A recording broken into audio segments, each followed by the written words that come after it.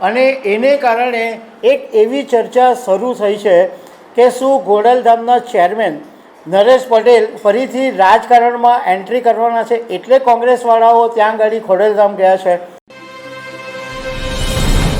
ચૂંટણી એવી વસ્તુ છે કે ધર્મ પણ યાદ આવી જાય, મંદિર પણ યાદ આવી જાય અને કંઈક એવી જે ફાયદાકારક વસ્તુ છે એ પણ યાદ આવી જાય. અને હવે એવું જ બન્યું છે, કારણ કે ગુજરાતની અંદર વિધાનસભા 2027ની ચૂંટણી છે, એટલે કોંગ્રેસને સૌરાષ્ટ્રમાં પાટીદારોનું જે આસ્થાનું કેન્દ્ર ગણાય છે એવું ખોડલધામ એકદમ યાદ આવી ગયું છે.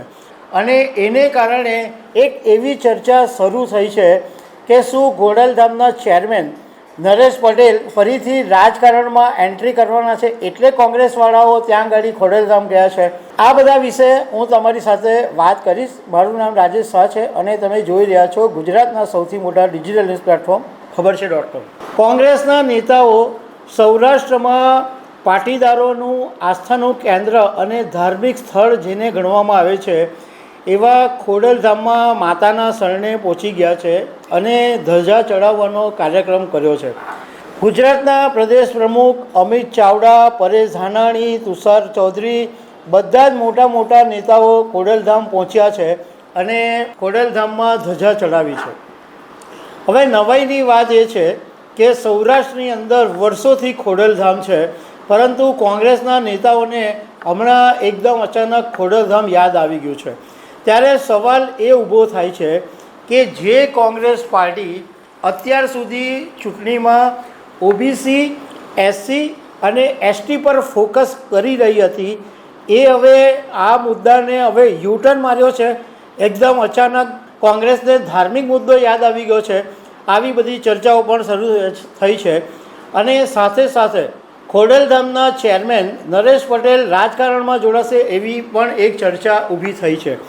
કારણ કે ખોડલધામ એક એવી ધાર્મિક અને સામાજિક સંસ્થા છે કે જેને આમ રાજકારણ સાથે કોઈ લેવા દેવા નથી હોતું, પરંતુ આમ છતાં ઘણી વખત ખોડલધામ રાજકારણના ચર્ચાનું કેન્દ્ર બની જાય છે.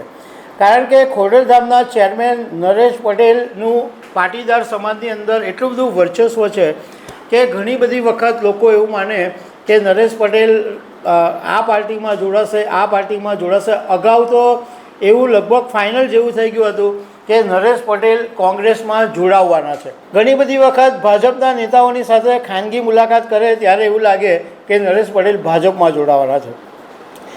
એક વખત આમ આદમી પાર્ટીની સાથે પણ નરેશ પટેલે બેઠક કરેલી, ત્યારે એવી ચર્ચા શરૂ થયેલી કે નરેશ પટેલ આમ આદમી પાર્ટીમાં જોડાવાના છે.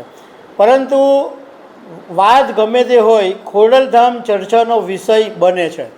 હવે જ્યારે મીડિયાએ તુષાર ચૌધરીને પૂછ્યું તો એમણે એવું કીધું કે અમારો સૌરાષ્ટ્રનો પ્રવાસ ચાલી રહ્યો છે, અમે સૌરાષ્ટ્રના પ્રવાસે અત્યારે નીકળેલા છે, એટલા માટે અમે ખોડલધામનો પ્રવાસ, ખોડલધામની મુલાકાત લેવાનું નક્કી કર્યું.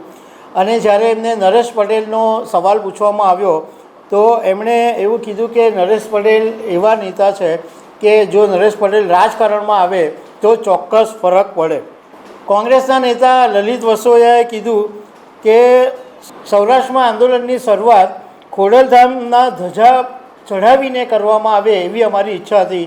અને જ્યારે ગુજરાતના પ્રદેશ પ્રમુખ અમિત ચાવડા અંબાજીમાં જઈને ધજા ચઢાવી આવ્યા હતા, ત્યારે અમારો એવો આગ્રહ હતો કે પ્રદેશ પ્રમુખ ખોડલધામ પણ આવે, કારણ કે હવે અહીંયા જે આંદોલન થશે એની શરૂઆત અમે ખોડલધામના ધજાથી કરવા માંગીએ છીએ. બીજું, ગોપાલ ઇટાલિયા વિશે પણ લલિત વસોયાને સવાલ પૂછવામાં આવ્યો હતો. એમણે એવું કીધું કે ગોપાલ ઇટાલિયા આખા સૌરાષ્ટ્રના પાટીદારોમાં, એટલે ગોપાલ ઇટાલિયાની સાથે આખા સૌરાષ્ટ્રના પાટીદાર સમાજના લોકો જાય એ શક્ય નથી. મતલબમાં કોંગ્રેસને પણ કદાચ એવી ફાળ પડી છે કે ગોપાલ ઇટાલિયાનું જે પ્રમાણે પાટીદારોની અંદર વર્ચસ્વ વધી રહ્યું છે એ જોતાં હવે પાટીદારો તરફ કોંગ્રેસ વળ્યું હોય એવું લાગી રહ્યું છે. હવે નરેશ પટેલની ચર્ચા એટલા માટે બી શરૂ થઈ કે હમણાં એવી એક વાત સામે આવી કે થોડાક દિવસ પહેલાં કેન્દ્રીય જળશક્તિ મંત્રી સી આર પાટીલ અને નરેશ પટેલ વચ્ચે એક બંધ બારણે બેઠક થઈ હતી અને બંને સાથે ભોજન પણ લીધું હતું.